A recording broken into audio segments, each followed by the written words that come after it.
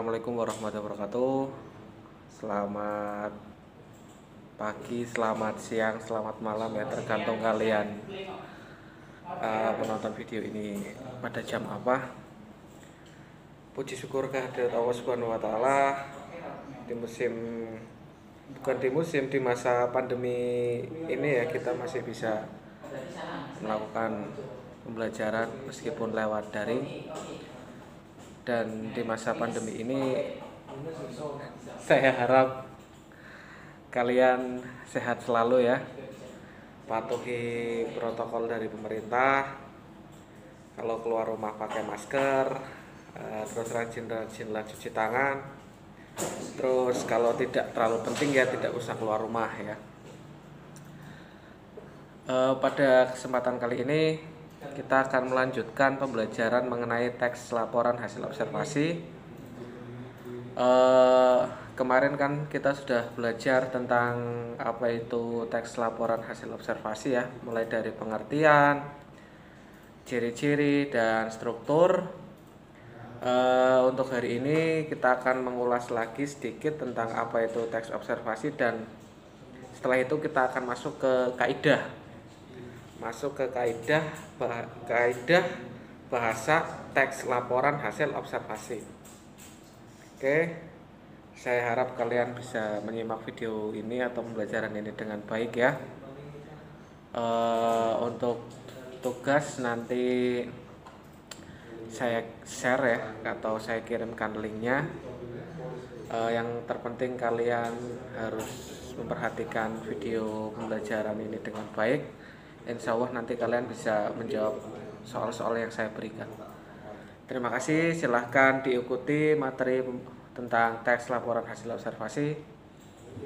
Monggo. Lihat contoh di layar. Wayang adalah seni pertunjukan yang telah ditetapkan sebagai warisan budaya asli Indonesia.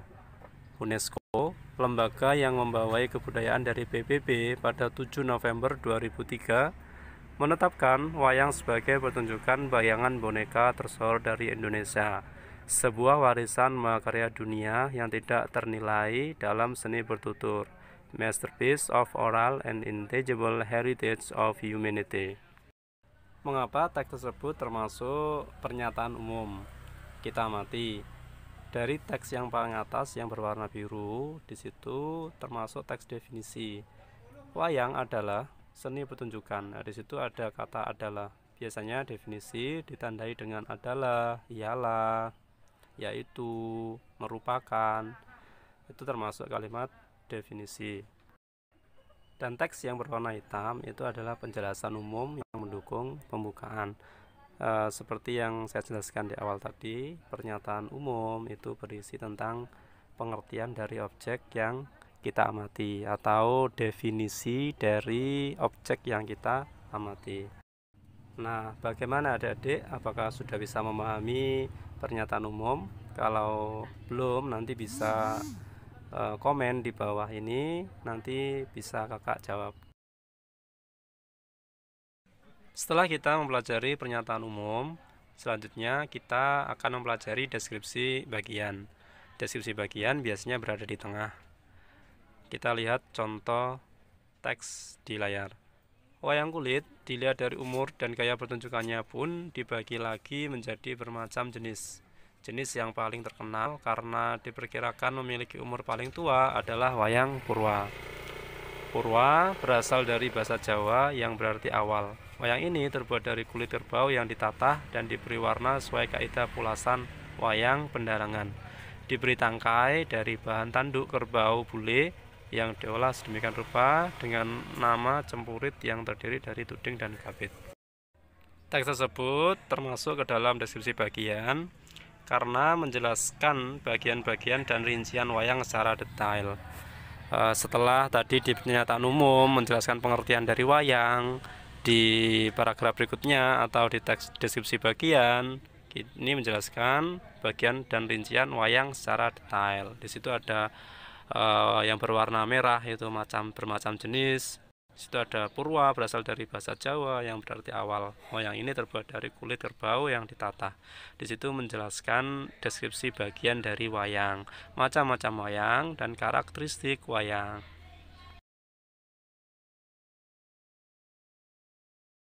Struktur yang terakhir adalah deskripsi manfaat. Deskripsi manfaat biasanya berada di bawah pada teks laporan hasil observasi. Lebih jelasnya lihat contoh di layar. Semua jenis wayang di atas merupakan wujud ekspresi kebudayaan yang dapat dimanfaatkan dalam berbagai kehidupan, antara lain sebagai media pendidikan, media informasi, dan media hiburan. Wayang bermanfaat sebagai media pendidikan karena isinya banyak memberikan ajaran-ajaran kehidupan kepada manusia. Pada era modern ini, wayang juga banyak digunakan sebagai media informasi. Ini antara lain dapat kita lihat dari pagelaran wayang yang disisipi informasi tentang program pembangunan. Sudah jelas bukan? Teks tersebut termasuk dalam deskripsi manfaat karena di dalamnya ada penjelasan tentang manfaat yang berwarna ungu. Di situ bisa kalian baca, dapat dimanfaatkan dalam berbagai kehidupan antara lain. Nah, di situ jelas menjelaskan manfaat dari objek yang kita amati. Karena ini wayang, berarti kita akan menjelaskan manfaat dari wayang. Nah, mudah bukan memahami struktur teks laporan hasil observasi? Kita review sebentar. Yang pertama, pernyataan umum berisi pengertian-pengertian atau definisi dari objek. Yang kedua, deskripsi bagian berisi bagian-bagian, rincian, karakteristik dari objek. Dan yang ketiga ini yaitu deskripsi manfaat, menjelaskan tentang manfaat dari objek yang kita amati.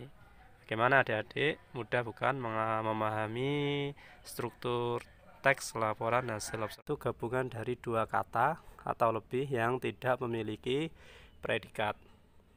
Yang pertama, frasa nomina adalah kelompok kata benda yang dibentuk dengan memperluas sebuah kata benda. Contoh, di situ wayang itu termasuk nomina atau kata benda. Kalau wayang kulit termasuk frasa nomina. Wayang wong, dua kata atau lebih, itu juga frasa nomina. Seni pertunjukan termasuk frasa nomina. Warisan budaya asli Indonesia juga termasuk frasa nomina. Berikutnya, frasa verba. Frasa verba adalah kelompok kata, pembentuknya terdapat komponen kata kerja. Contoh, dimainkan, itu termasuk verba atau kata kerja. Tetapi di bawahnya terdiri dari dua kata, selalu dimainkan, frasa verba. Telah ditetapkan, juga termasuk frasa verba. Sudah membagi, frasa verba. Sudah ditetapkan, frasa verba. Jadi perbedaan antara frasa nomina dan frasa verba yaitu dari unsur pembentuknya. Kalau frasa nomina dari benda dan frasa verba dari kata kerja.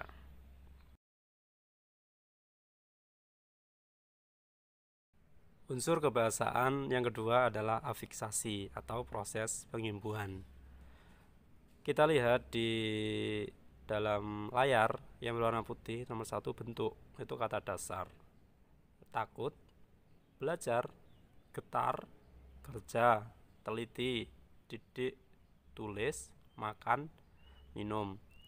Tetapi kita lihat di samping kanan, yaitu kata perimbuhan atau afiksasi yang sudah mengalami pengimbuhan.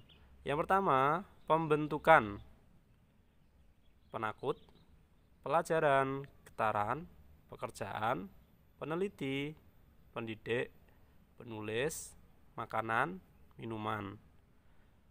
Kita lihat yang kanan lagi, yang berwarna oranye.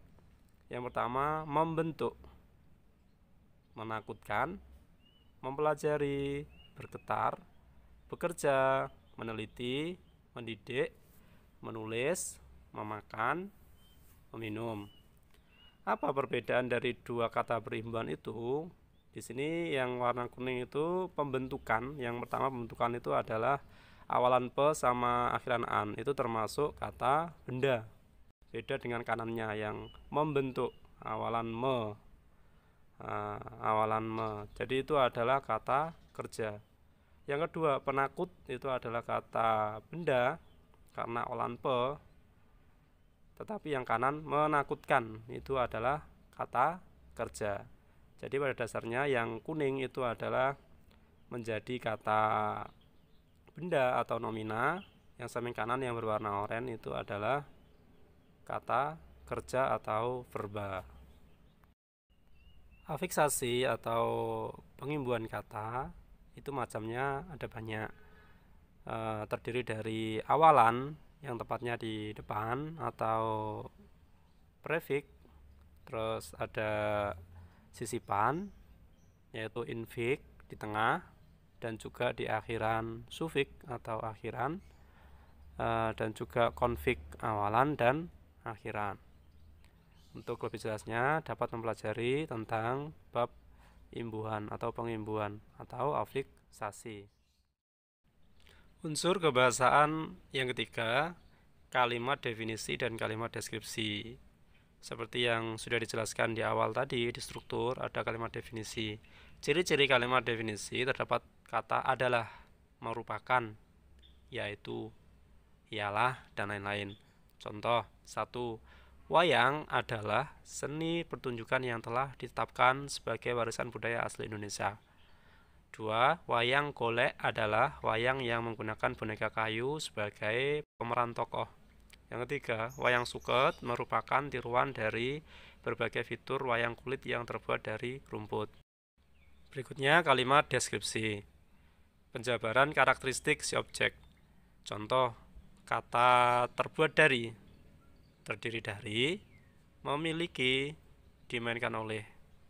Contohnya, 1. Wayang ini terbuat dari kulit kerbau yang ditata dan diberi warna sesuai dengan kaidah pulasan wayang pendalangan. Kedua, wayang purwa terdiri atas beberapa gaya atau gagrak seperti gagrak pasunanan. Yang ketiga, wayang topeng dimainkan oleh orang yang menggunakan topeng.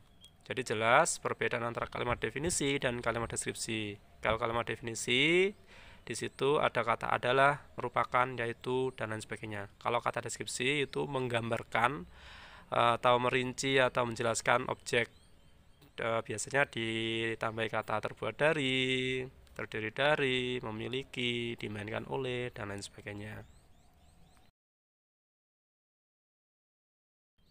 Unsur kebahasaan teks laporan hasil observasi yang keempat atau yang terakhir yaitu kalimat simpleks dan kalimat kompleks. Apa itu kalimat simpleks dan kalimat kompleks? Kalimat simpleks yaitu kalimat yang hanya memiliki satu predikat. Contoh, dalang memainkan wayang. Dalang sebagai subjek, memainkan sebagai predikat, wayang sebagai objek. Di situ memiliki satu predikat. Pak Joko melihat pertunjukan wayang, memiliki satu predikat. Ada beragam jenis topeng di museum ini. Ada juga satu predikat. Yang kedua yaitu kalimat kompleks. Kalimat yang memiliki dua predikat. Contoh, Pak Raden makan dan minum di atas panggung. Pak Raden sebagai subjek, makan sebagai predikat, minum sebagai predikat, di atas panggung sebagai keterangan atau keterangan tempat. Di situ memiliki dua predikat atau dua kata kerja, yaitu makan dan minum. Contoh yang kedua, Pak Joko melihat pertunjukan wayang saat berangkat ke Jogja. Pak Joko sebagai subjek, melihat sebagai predikat, pertunjukan wayang sebagai objek, saat berangkat, saat sebagai kata penghubung, berangkat predikat, ke Jogja sebagai keterangan. Nah, di situ jelas memiliki dua predikat. Jadi bedanya kalimat simpleks dan kalimat kompleks hanya pada predikat. Kalau simpleks memiliki satu.